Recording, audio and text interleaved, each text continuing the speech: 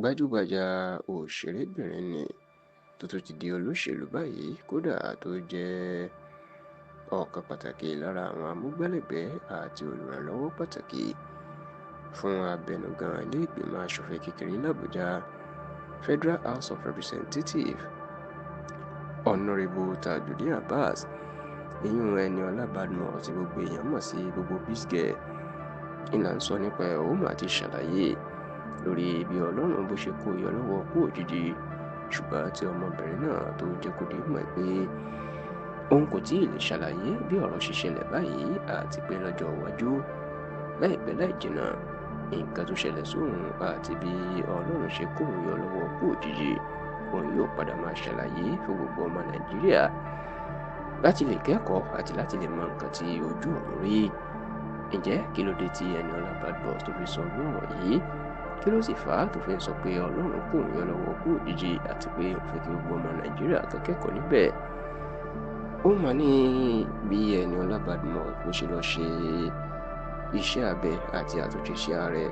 tó sì jẹ́ pé gbogbo ọ̀rá tó wà lára ẹ̀ tó jẹ́ kó sanra púpọ̀ ó ti wálẹ̀, tó sì jẹ́ pé béèyàn bá dá Eniola Badmus mọ̀ tẹ́lẹ̀ wọn àti ẹ̀ lè mọ̀ pé ó sanra rárá àti rárá. Ẹ rántí wípé nínú fíìmù nǹkan tó dá Eniola Badmus yàsọ́tọ̀ táwọn èèyàn fi mọ̀ ọ́n tó sì gbajúmọ̀ òun ni bó ṣe sanra, tó sì jẹ́ pé gbogbo eléyìí ló tó jẹ́ kí máa pè ní gbogbo Biz-Girl. Ṣùgbọ́n lójijì ni Eniola Badmus ló máa gbé àwọ̀ tuntun wọ̀, tó sì jẹ́ pé níṣe ni àwọn èèyàn náà bẹ̀rẹ̀ sí ni máa rí nínú àwọn àwòrán tó fi síta wípé ó ti wá di ẹni tí ò sanra mọ́ rárá, tí ọ̀rọ̀ ọ̀hún tó sì di kàyéfì pàápàá lórí àwọn olólùfẹ́ àwọn tó ń wo fíìmù Yorùbá débi tí wọ́n ń bi pé báwo ló ṣe ṣe, àwọn wo ló ṣe tí ẹni tó sanra tó bẹ́ẹ̀ tó fi wá di ẹni tí ò sanra mọ́. Kódà agídí lèèyàn yóò fi dáàmú pé Eniola Badmus ni. Látìgbà náà Eniola Badmus kúkú dẹ́nikẹ́ni lóhùn pèlé máwo bẹ́ẹ̀ ló dé sí i, ṣùgbọ́n lọ́jọ́ Ẹtì tí í ṣe ọjọ́ Friday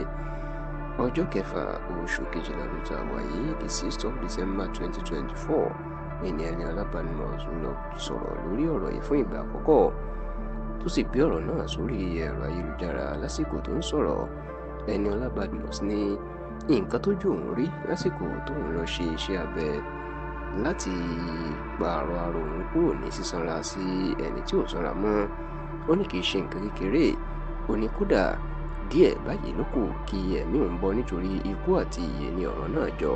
Ṣùgbọ́n Eniola Badmus ní nǹkan tó ṣẹlẹ̀ tó fẹ́ mú ikú dání àti nǹkan tójú òun rí òun ò ní tí ì sọ báyìí, ṣùgbọ́n nǹkan fẹ́ káwọn èèyàn kẹ́kọ̀ọ́ ni, tó sì ní láìpẹ́ láì jìnnà ní kò pẹ́ kò pẹ́ gan ló tiẹ̀ pé òun yóò farabalẹ̀ ṣàlàyé nǹkan tó ṣẹlẹ̀ sí òun lásìkò tó ń lọ ṣiṣẹ́ abẹ lórí bóun ṣe sanra náà.